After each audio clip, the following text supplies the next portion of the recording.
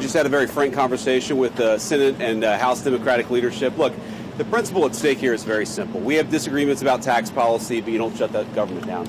We have disagreements about health care policy, but you don't shut the government down. You don't use your policy disagreements as leverage to not pay our troops, to not have essential services of government actually function.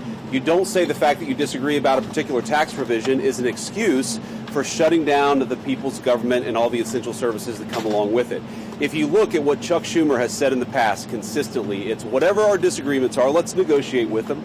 Let's talk about them. Let's figure out a bipartisan solution, but you don't shut the government down. In other words, you don't put a gun to the American people's head and say, unless you do exactly what Senate and House Democrats want you to do, we're going to shut down your government. That's exactly what they're proposing out there. Now, we have to remember, they're very frustrated. They say that they're very frustrated about the fact that this negotiation has not taken place until today. But if you look at the original thing they did with this negotiation, it was a $1.5 trillion spending package, basically saying to the American people, we want to give massive amounts of money, hundreds of billions of dollars to illegal aliens for their health care while Americans are struggling to pay their health care bills. That was their initial foray into this negotiation.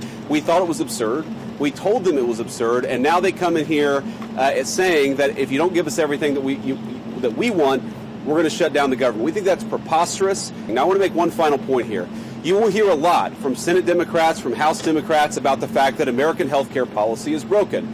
Well, we know that American health care policy is broken. We've been trying to fix it for the 8 months that we've been in office, but every single thing that they accuse about being broken about American health care is policy that Democrats have supported for the past decade. So if they want to talk about how to fix American health care policy, let's do it. The Speaker would love to do it. The Senate Majority Leader would love to do it. Let's work on it together, but let's do it in the context of an open government that's providing essential services to the American people. That's all that we're proposing to do, and the fact that they refuse to do that shows how unreasonable their position is. I think we're headed to a shutdown because the Democrats won't do the right thing.